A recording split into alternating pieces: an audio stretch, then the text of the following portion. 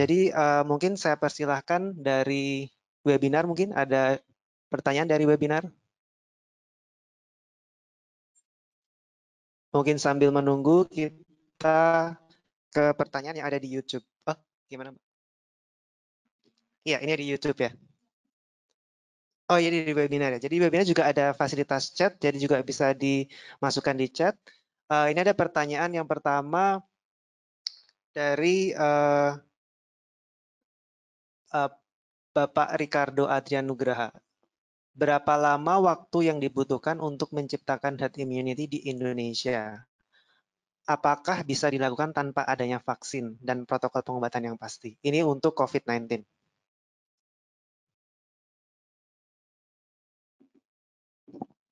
Ya, monggo, Dr. Hakim. Ini pertanyaan yang sangat sulit untuk dijawab ya. Jadi kalau misalnya tadi kita melakukan oke lah, nggak usah ada intervensi apapun misalnya.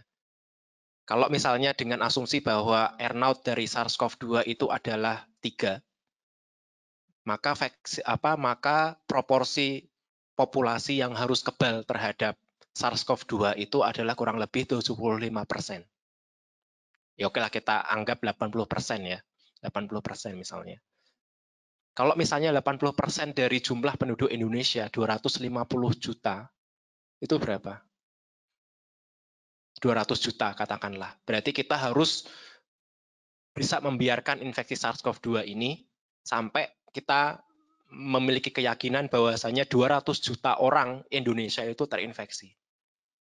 Ya kan? Kan seperti itu simulasinya. Kalau misalkan dengan angka kematian 5%, berarti berapa yang harus meninggal dulu demi mencapai herd immunity effect? Berarti kurang lebih berapa? 10 juta orang. Ini adalah dan ketika 200 itu belum lagi dengan angka misalnya 20% dari 200 juta tadi itu butuh perawatan di rumah sakit di waktu yang bersamaan. Artinya ada 1/5 orang, 40 juta orang harus datang ke rumah sakit. Dan kalau itu kapasitas pelayanan kesehatannya itu tidak cukup, berarti angka kematiannya akan jauh lebih tinggi dibandingkan dengan 5 juta tadi. Sehingga kalau berapa lama waktu yang dibutuhkan itu juga kita tidak bisa menjawab. Ya. Kemudian apakah bisa dilakukan tanpa adanya vaksin? Bisa. Ya. Tadi kita biarkan masyarakat terekspos secara alami. Makanya tadi saya sampaikan untuk mencapai herd immunity itu ada 2 caranya, entah yaitu yang dengan vaksin atau terinfeksi secara alami gitu. Nah, ini dengan adanya mitigasi yang tadi misalnya pemerintah Belanda mengambil opsi kontrol maksimal. Itu sebetulnya tidak memutus mata rantai penularan sebetulnya. Karena apa? Karena tetap ada transmisi, karena tetap ada penurunan kasus, tapi kan ada transmisi kasus meskipun tidak sebanyak kalau tidak dilakukan kontrol apapun. Artinya apa? Artinya sebetulnya itu juga ada sebagian orang yang terinfeksi, kemudian dia mungkin sembuh, kemudian dia punya imunitas. Jadi sebetulnya kalau kita bisa aja kita melakukan kontrol yang sangat lama, sampai kita bisa memastikan bahwasanya R0-nya itu sudah di bawah 1, atau minimal 1. R0 1 itu berarti endemik jadinya. Dan banyak penyakit-penyakit yang awalnya itu menjadi epidemi, kemudian ketika dilakukan kontrol, kemudian R0-nya itu sama dengan 1, berarti penyakit itu menjadi endemik. Ya misalnya MERS kan juga kita masih dapatin laporan-laporan saat ini orang itu ada pasien yang tiba-tiba terinfeksi MERS. Tapi kan beda situasinya dengan ketika pandemi atau ketika epidemi. Ya. Tetap ada spillover kasus itu tetap ada. Ya. Jadi itu jawabannya, itu yang suatu hal yang sangat sulit untuk dijawab. Kita bisa menciptakan herd immunity itu kapan, ya? Apalagi kita tidak memiliki vaksin apapun terhadap SARS-CoV-2. Baik, terima kasih jawabannya Dr. Hakim.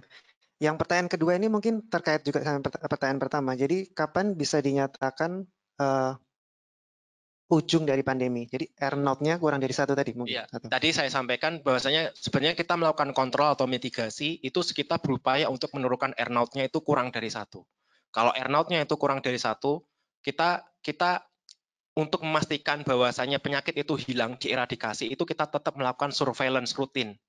Makanya tadi misalkan di kasus virus Rinderpest yang ada di hewan ternak tadi, sebetulnya last outbreak-nya itu 2001, tapi FAO tetap melakukan surveillance rutin di hewan ternak itu kurang lebih 10 tahun. Supaya apa? Supaya untuk memastikan bahwasanya betul-betul tidak ada lagi kasus. Baru mereka deklarasi, oh kita Global Declaration of Rinderpest Eradication gitu. Jadi kalau kita memang ingin memastikan bahwanya SARS-CoV-2 ini hilang, maka yang pertama kali harus kita lakukan adalah kita melakukan containment untuk menghentikan human to human transmission-nya dengan old measure tadi, entah itu dengan isolasi, karantina, ya, entah dengan social distancing, entah dengan community wide containment, ya. Untuk apa? Untuk menurunkan angka R0-nya. Nah, ketika nanti R0-nya itu udah 1 misalnya, ya, maka kita tetap ada transmisi kasus, tapi itu kan masih angkanya itu nggak akan, penambahan kasusnya itu nggak akan langsung meningkat pesat gitu loh. Dan itu masih berada di dalam level yang masih bisa dilayani oleh tenaga kesehatan. Lebih baik lagi kalau misalkan kita containment-nya itu lebih kita perpanjang lagi sehingga kita bisa turunkan kurang dari 1. Kalau udah kurang dari 1 ya udah, dia tidak menemukan lagi penduduk yang susceptible, akhirnya dia akan hilang dengan sendirinya. Gitu. Baik, terima kasih. Kemudian ini ada pertanyaan menarik dari YouTube, saya bacakan. Ini dari Dr. Bayu Sunartejo. Dia menanyakan, dengan kebijakan yang diambil pemerintah RI saat ini, kemungkinan gambaran ke depan COVID di Indonesia akan seperti apa ya? Kemudian berapa lama kemungkinan pandemi ini berakhir untuk Indonesia? Ini pertanyaan-pertanyaan yang sangat sulit ya. Kalau pemerintah yang opsi yang diambil adalah pembatasan sosial berskala besar ya, kalau nggak salah ya. Nah itu kurang lebih saya tidak tahu, mungkin itu sama dengan yang diambil oleh pemerintah Belanda mungkin, yaitu maksimal kontrol maksimal. Yang itu apa? Tetap ada kemungkinan transmisi di masyarakat, akan tetapi itu tidak pesat sekali kasusnya. Ya. Dan kalaulah simulasi sampai kapan kita ini, ya mungkin nanti ahli-ahli modeling yang mungkin bisa menjawab. Apakah sudah ada modeling kalau misalkan kita kontrol maksimal, kita sampai kapan? Jadi saya ada Dr. Iris di sini, ahli. Saya masukin. Baik, terima kasih. Sebenarnya rencananya kan ada sesi lain tentang modeling.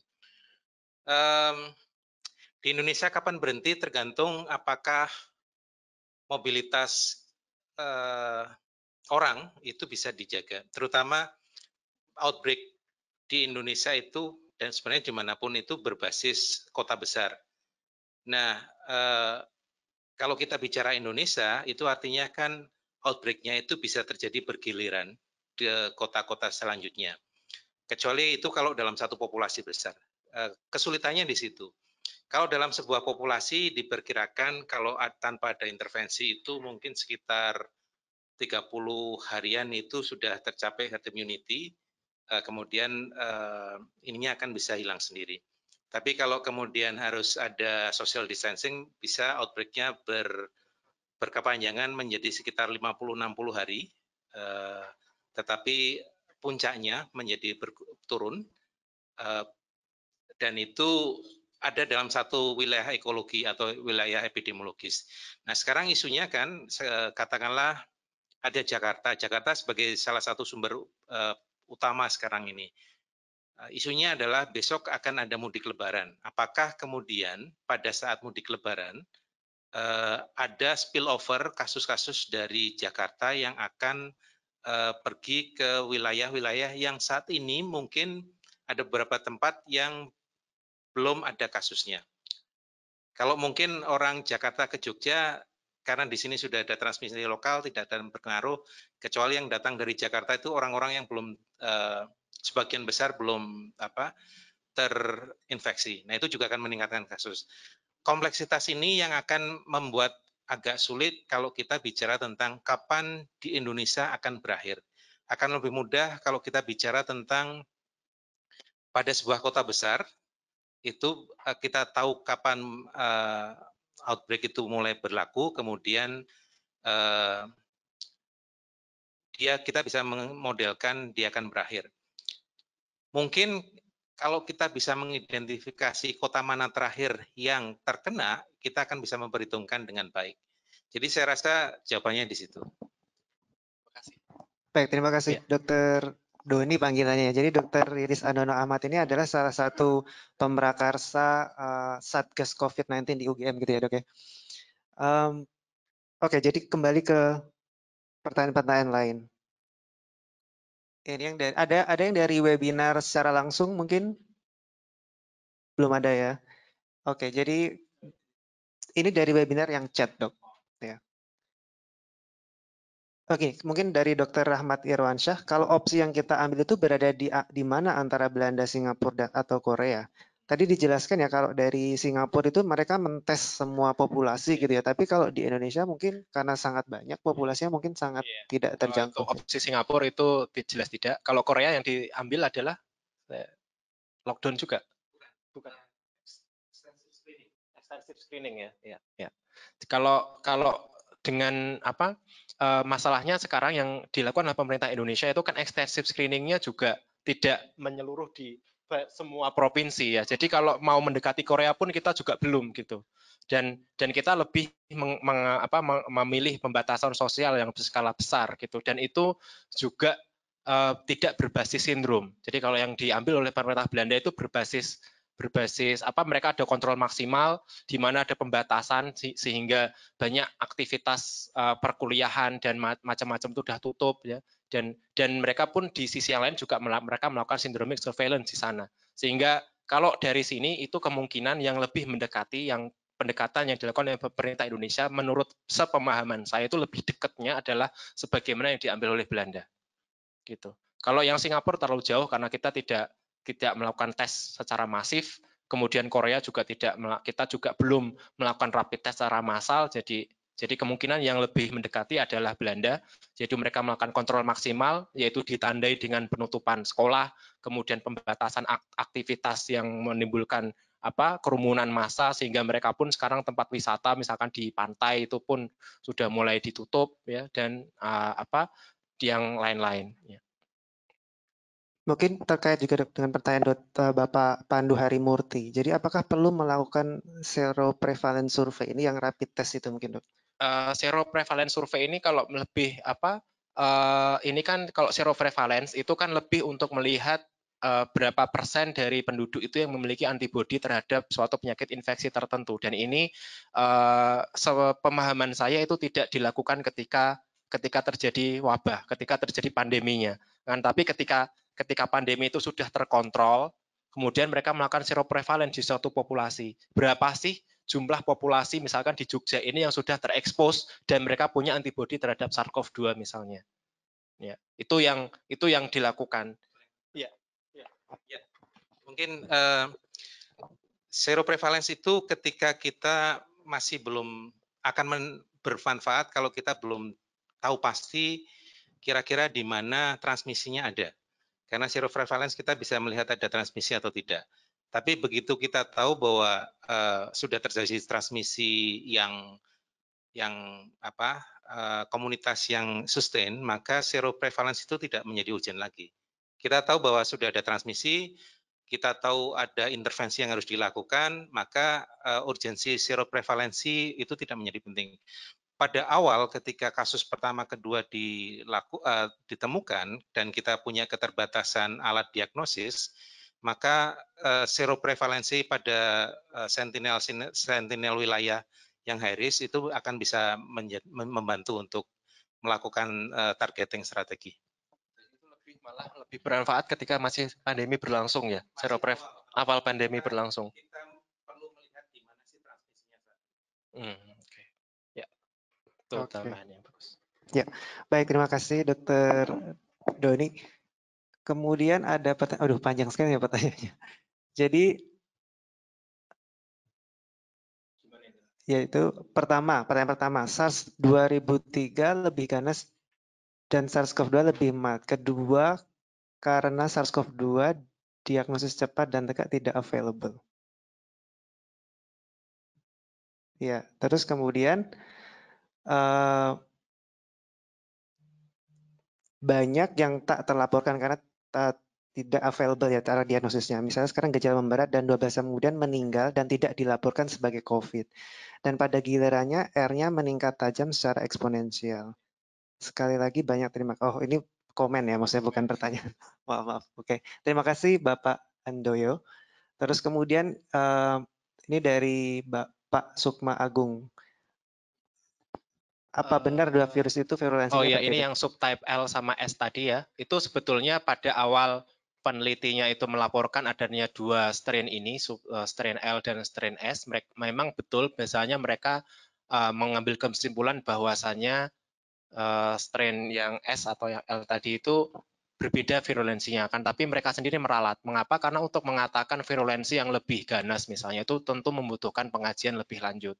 Jadi untuk saat ini itu tidak konklusif. Apakah perbedaan dua strain itu ada perbedaan dari sisi virulensi ataukah tidak? Itu masih membutuhkan penelitian yang selanjutnya. Karena kalau hanya dilihat dari sisi pohon filogenetik itu tidak konklusif. Karena nanti misalkan kalau kita ingin mengatakan bahwasanya satu strain itu lebih virulen dibandingkan strain yang lain, misalnya ketika kita propagasi di sel lain, apakah strain yang ini itu kecepatan replikasinya lebih tinggi ataukah tidak dibandingkan dengan strain yang satunya. Dan apakah kemudian kemampuan dia untuk menimbulkan apoptosis pada sel yang sesuai itu lebih tinggi dibandingkan dengan strain yang lain. Nah, ini yang masih kita tanda tanya sehingga akhirnya para publikasinya tersebut akhirnya meralat konklusinya yaitu itu hanya baru dugaan saja, belum sampai konklusif, belum sampai berani mereka menyimpulkan demikian. Baik, terima kasih jawabannya Dr. Hakim. Kemudian ini ada pertanyaan,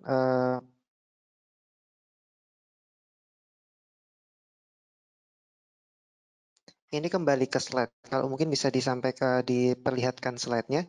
Jadi yang di tabel grafik yang RIVM tadi kan ada warna-warna yang berbeda. Yang dari Belanda tadi ada yang ada hijau, ada tiga skenario dari pemerintah Belanda. Ini pertanyaannya, ya. Ini pertanyaannya dari grafik RIVM. Grafik merah terlihat lebih pendek durasinya dibanding grafik hijau dan biru. Mengapa grafik biru dan hijau durasinya lebih lama, namun jumlah kasus tidak sebanyak grafik merah?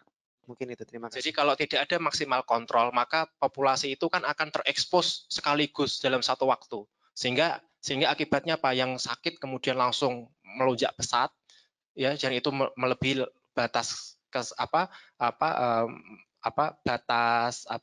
batas layanan kesehatan. Kemudian yang meninggal juga langsung sekaligus saat itu juga, sehingga secara teoritis herd effect-nya itu akan tercapai lebih singkat. Karena apa? Karena populasi itu akan terekspos secara masif di waktu yang berdekatan. Nah, ini berbeda kalau kita melakukan maksimal kontrol. Kalau maksimal kontrol yang bisa kita lakukan adalah kita ngeblok transmisinya. Nah, ketika kita yang lakukan kita blok transmisinya, maka yang ada sebagian kasus itu masih bisa menginfeksi orang lain, tapi itu dalam jumlah yang terbatas. Ya. Sehingga itu akan penambahan kasusnya itu akan lebih lambat dibandingkan dengan yang ini.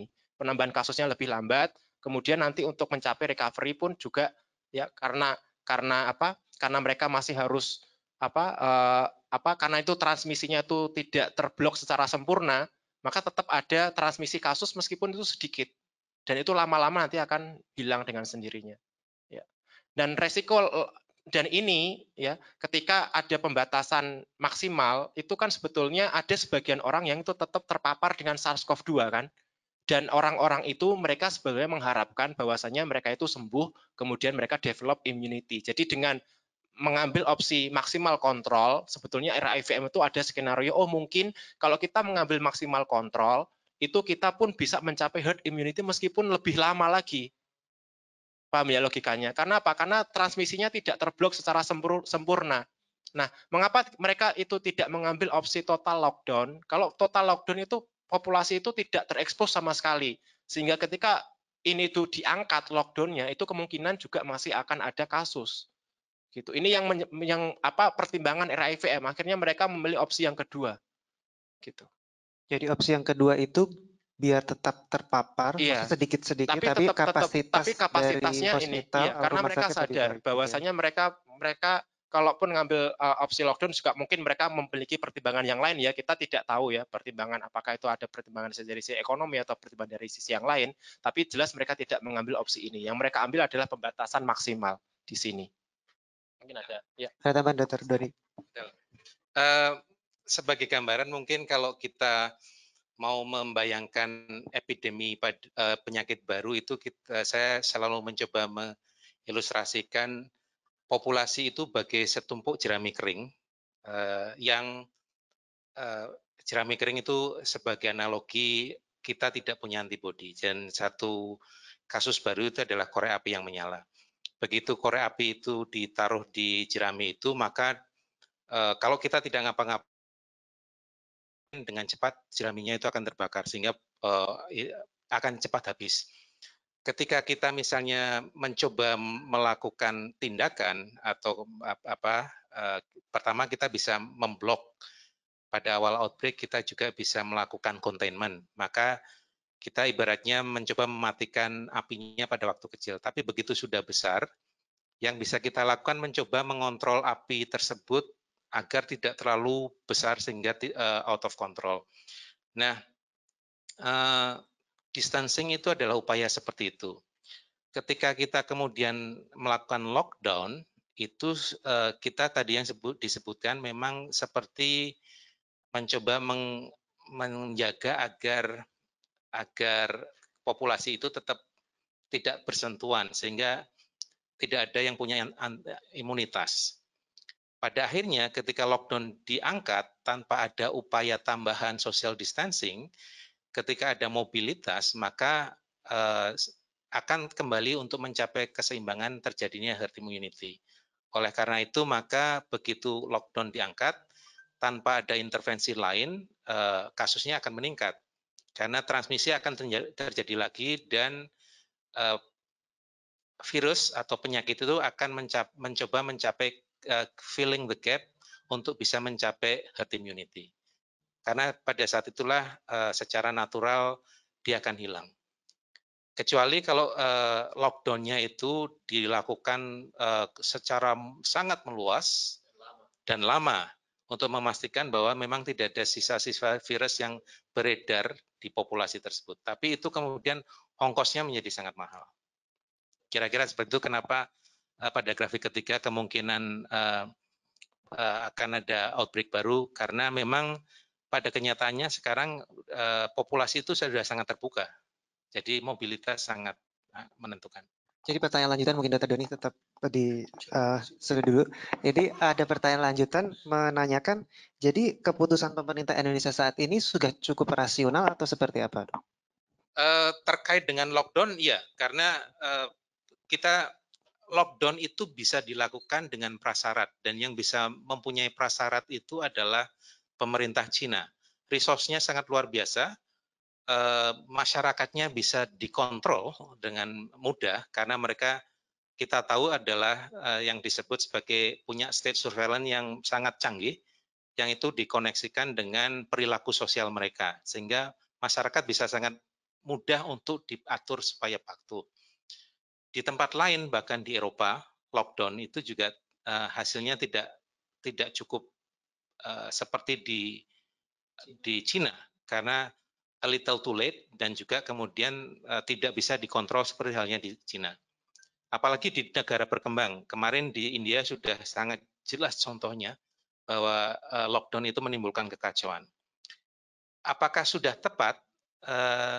Pada level tertentu ya, tetapi memang seharusnya ada banyak hal yang bisa dilakukan untuk memaksimalkan ini. Social distancing saja, ketika sudah terjadi delay,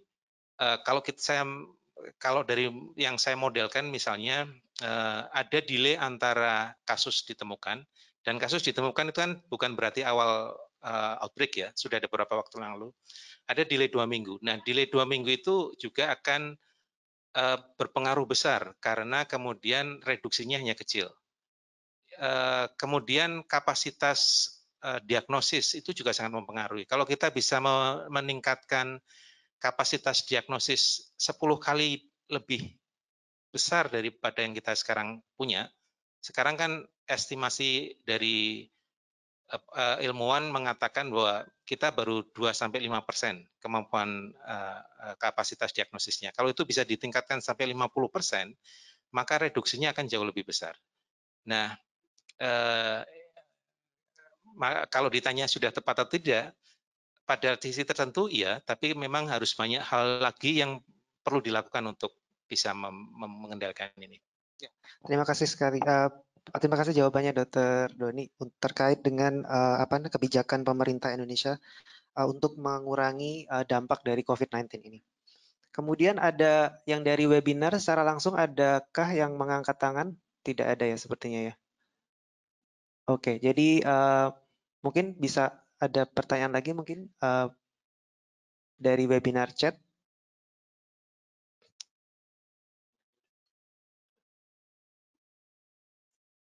Oke, apakah upaya dari Bapak Victor Ringo, apakah upaya untuk mendapatkan herd immunity secara etis dapat dilakukan? Oh, ini untuk Dr. Hakim mungkin? Ya, tadi saya sampaikan ya, kalau kita ingin menginginkan herd immunity secara alami, berarti kita tadi udah punya hitung-hitungan berapa populasi Indonesia yang harus terpapar dengan SARS-CoV-2. Kemudian ketika fatality-nya itu adalah terutama pada kelompok tertentu, yaitu kelompok usia tua yang memiliki penyakit penyerta, maka ini seolah-olah kita mengorbankan mereka demi mencapai herd immunity effect. Jadi itu sesuatu hal yang mungkin kita sendiri tidak bisa membayangkan bahwasanya itu etis untuk dilakukan. Sehingga seolah-olah itu tidak ada keadilan di situ. Kita sengaja mengorbankan populasi yang rentan demi untuk mempertahankan kehidupan populasi yang lebih mampu untuk recover dari SARS-CoV-2. Gitu. Mungkin itu yang bisa saya sampaikan.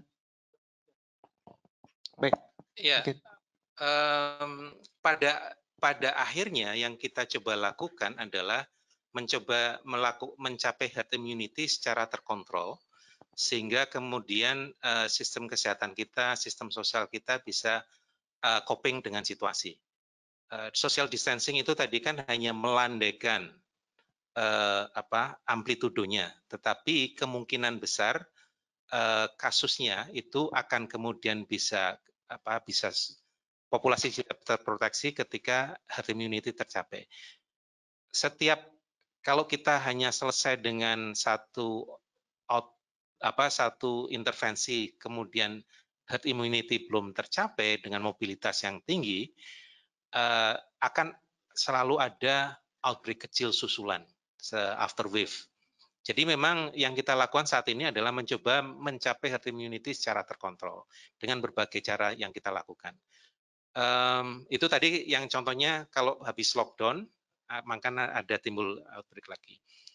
Saya rasa itu dari saya. Misalnya contoh yang di Inggris kan sebenarnya ketika mereka mencoba melakukan herd immunity, mereka mau justru mengisolasikan yang tua-tua, ya tidak terekspos. Masuk akal, ya kan? Jadi karena yang ini tua itu kita diisolasikan malah.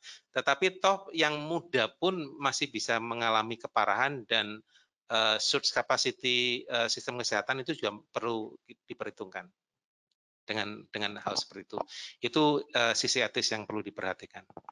Jadi sebenarnya kalau mungkin saya menindaklanjuti pertanyaan berikutnya adalah, jadi sebenarnya jumlah kasusnya itu mungkin akan tetap sama, tapi hanya melandai seperti itu dok? Atau sebenarnya juga jumlah kasusnya itu juga berkurang atau seperti apa? Bisa berkurang, tapi kemudian perlu usaha yang eksesif. Saya mengatakan lockdown bisa mengurangi kasus, tapi kapan lockdown itu dilakukan, itu juga akan berperan. Kalau lockdown itu dilakukan pasca puncaknya sudah terlewati, itu tidak akan mempengaruhi apapun. Kecuali hanya untuk mencegah ada rembesan ke populasi yang lain.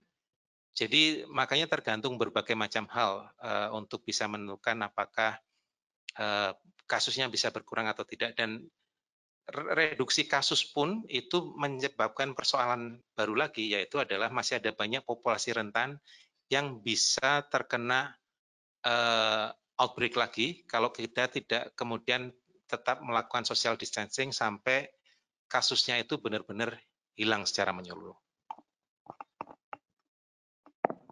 Baik, terima kasih. Ini banyak sekali pertanyaannya. Mungkin saya pilih-pilih dulu ya untuk.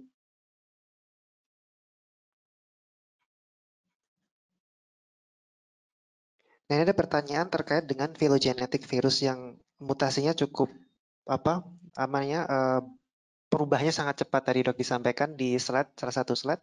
Itu kalau di Indonesia sendiri apakah sudah ada apa namanya keinginan bukan keinginan tapi tindakan yang dilakukan untuk melihat karakteristik secara genomik atau ini di Indonesia? Sebetulnya kita di FKKMK itu kita sedang membuat tim yang ada sebagian dan saya ada di situ dan kita sedang berusaha untuk agar tim ini bisa mendapatkan grant dari Menristek karena kita ingin melihat apakah SARS-CoV-2 yang beredar di Indonesia itu dari sisi genomik bagaimana, kemudian ini juga ya itu juga nanti akan bermanfaat sekali ketika kita nanti nanti selesai pandemi misalnya kita tetap bisa melakukan deteksi terhadap apakah tetap masih ada kasus ataukah tidak gitu.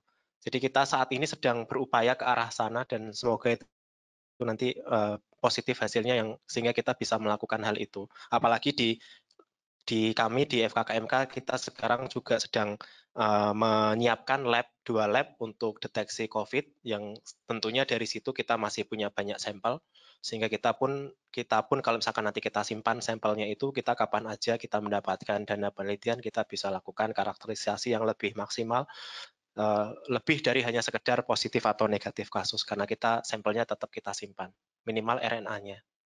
Ya. Oke, baik, terima kasih. Kemudian ada pertanyaan lagi. Dari Bapak atau Ibu Rizky Rahim, bagaimana untuk menurunkan R0 menjadi RE kurang dari 1, sementara early diagnosisnya saja kita kesulitan. Mengapa sangat sulit sekali untuk mengoptimalkan early diagnosis, sementara data akhir-akhir ini justru jumlah pemeriksaan semakin menurun setiap harinya? Ya itu tadi saya sampaikan ya kalau kita ingin menurunkan R0 itu adalah salah satu komponennya adalah kita melakukan early diagnosis sehingga orang-orang yang dia itu terinfeksi kita bisa secara cepat melakukan deteksi dan setelah kita mendeteksi dia positif kita lakukan isolasi kemudian dilakukan contact tracing pada orang-orang yang dekat dengan orang tersebut sehingga itu nanti akan menurunkan R0-nya sehingga itulah mengapa di antara tantangan pandemi SARS-CoV-2 dibandingkan dengan SARS-CoV adalah orang-orang yang dia itu terinfeksi, dia memiliki periode inkubasi yang cukup lama, 10-14 hari, dan pada periode inkubasi tersebut, ya dia sudah memiliki kemungkinan untuk dia menularkan ke orang lain. Dan ketika misalkan dia develop symptoms-nya juga 80% adalah mild disease, sehingga mungkin bisa jadi dia masih belum sadar bahwasanya dia sakit. Kemudian kalau dia jatuh dalam kondisi yang butuh perawatan rumah sakit, kemudian baru dideteksi, kemungkinan sudah sangat terlambat kalau dilakukan isolasi.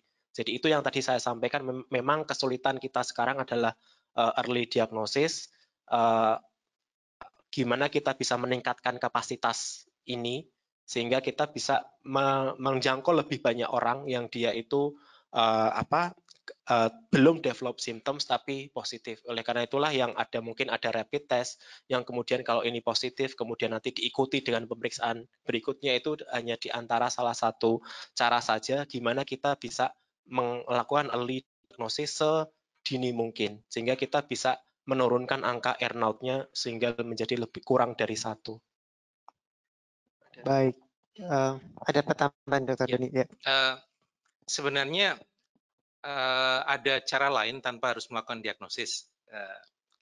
Kalau kita tadi lihat rumusnya Arnold-nya Pak Hakim kan ada PCD, probability untuk menular persatuan kontak, kemudian frekuensi kontak sama durasi infeksinya.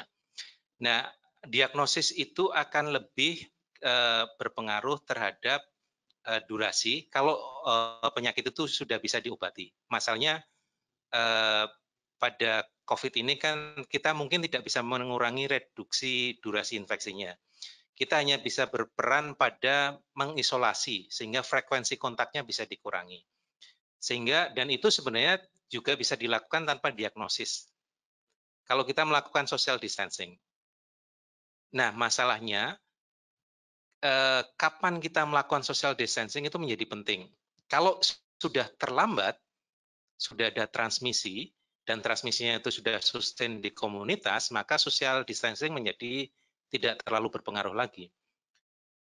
Social distancing itu akan berpengaruh ketika kasus ada pertama kali, kemudian kebijakan social distancing atau kita semua melakukan social distancing sedini mungkin, maka transmisinya bisa kita kurangi. Jadi lebih ini kalau kita bicara strategi ya, artinya sebenarnya ketika kita kesulitan diagnosis pun kita punya cara untuk bisa menurunkan transmisi di populasi. Cuman memang both kita mengalami keterlambatan. Ketika kita sudah ada kasus, masih ada delay 2 minggu untuk melakukan kebijakan social distancing. Demikian juga masih ada kapasitas yang masih rendah. Jadi dua hal itu yang semakin menyebabkan situasinya memburuk. Baik, terima kasih. Ini ada pertanyaan dari jalur khusus. Ini terkait imunitas, Dr. Hakim. Seberapa kuat sebenarnya innate immunity ini menghadapi virus? Mungkin ini ya mungkin related dengan COVID ya. Jadi kalau kita melihat patogenesis dari COVID-19, mungkin bisa dilihat ada slide saya yang masalah kayaknya sebelum itu sesudah ya, yang tadi ya, terkait apa itu, Dok? Terkait role of antibody terhadap COVID-19 pathogenesis. Jadi, nah ini yang ya, setelah ini ya. Jadi kalau kita melihat di sini ya untuk primary inflammatory response itu sebetulnya kita sudah terkonten di sini.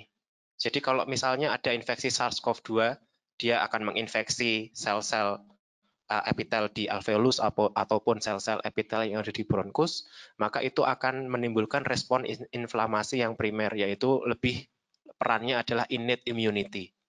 Dan ketika 80% pasien itu sembuh sendiri, sebetulnya itu sudah bisa menggambarkan bagaimanakah innate immunity kita itu bekerja terhadap SARS-CoV-2. Jadi itu sudah bisa di-clear infeksinya ya sehingga ketika terjadi neutralizing antibody itu menimbulkan kekebalan yang sifatnya adaptif. Jadi ini yang sebetulnya bisa kita bayangkan bahwasanya ketika 80% orang itu mild disease, itu secara tidak langsung sudah menggambarkan bagaimanakah innate immunity tubuh kita itu bekerja secara efektif untuk meng-clear virusnya. Ya, sehingga ketika ada peak inflamasi, kemudian virusnya berhasil dieliminasi, kemudian sistem imunitas bekerja untuk melakukan resolusi. Karena kan nggak mungkin kita mempertahankan situasi inflamasi itu terus-menerus.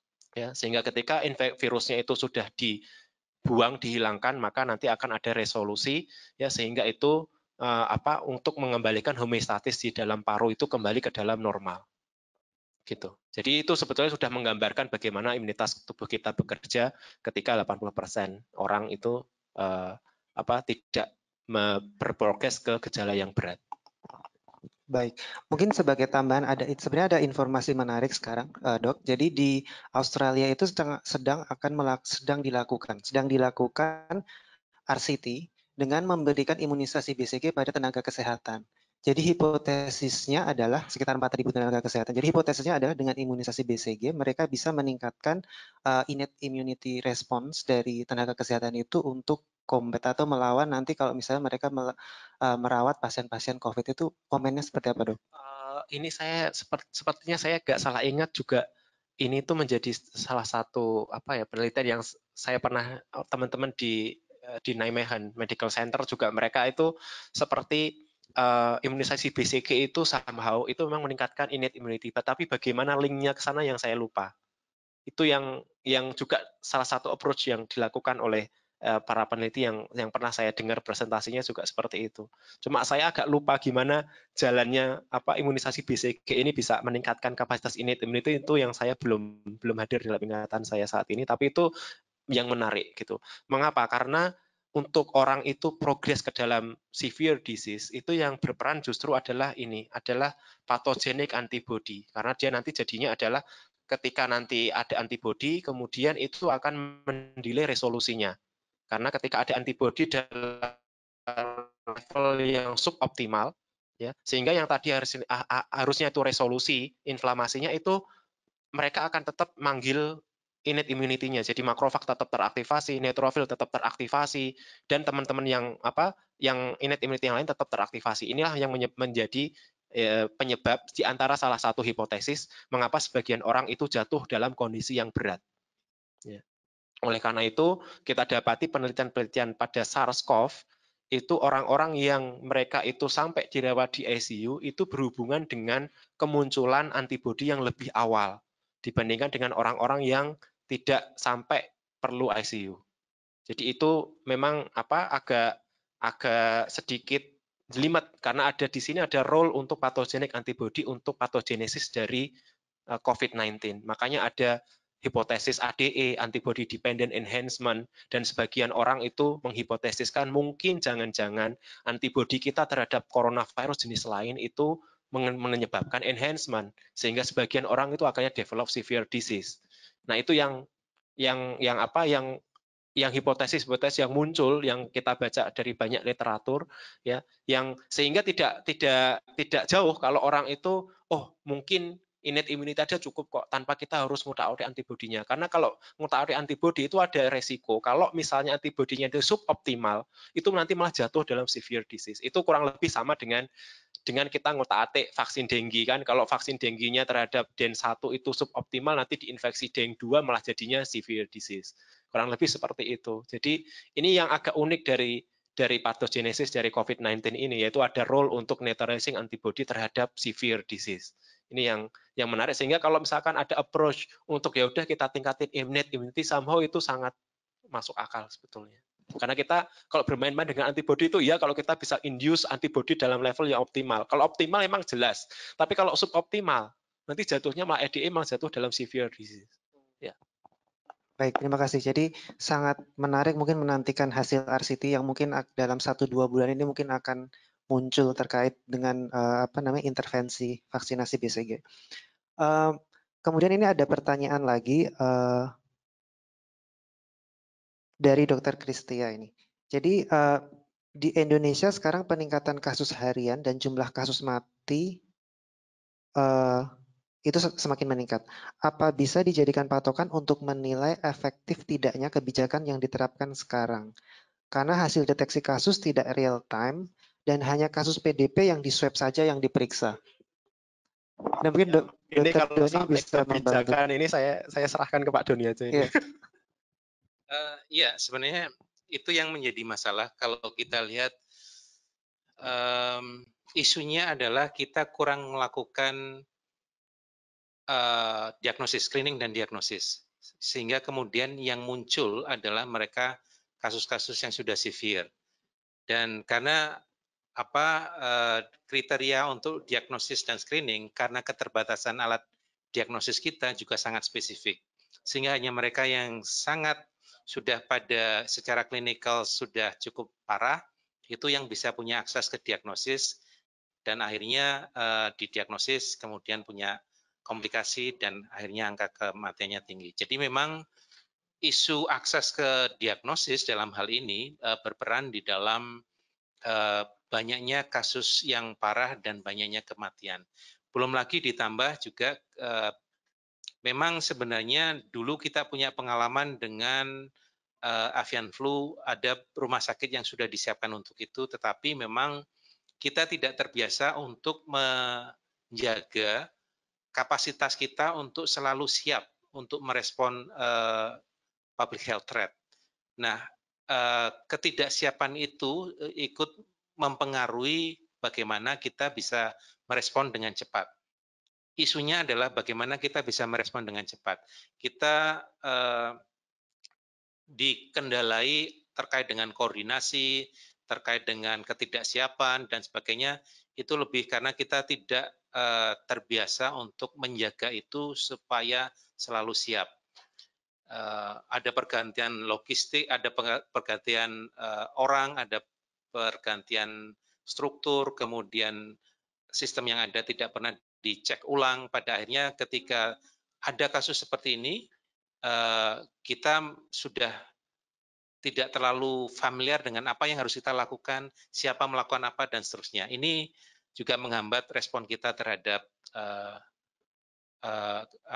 outbreak COVID ini. Baik, terima kasih. Masih banyak sekali pertanyaan dari webinar dan juga dari YouTube. Setelah saya lihat mungkin ada beberapa yang sama juga. Cuman pertanyaan-pertanyaan ini mungkin akan kami tampung dahulu karena waktu juga yang harus mengakhiri pertemuan kali ini. Jadi terima kasih banyak apresiasi yang besar kepada Dr. Hakim yang sudah bersedia untuk memberikan paparan terkait herd immunity, dan juga Dr. Doni yang mampir terus kemudian juga berkontribusi dan membantu kami untuk menjawab banyak pertanyaan terkait kebijakan-kebijakan dari pemerintah.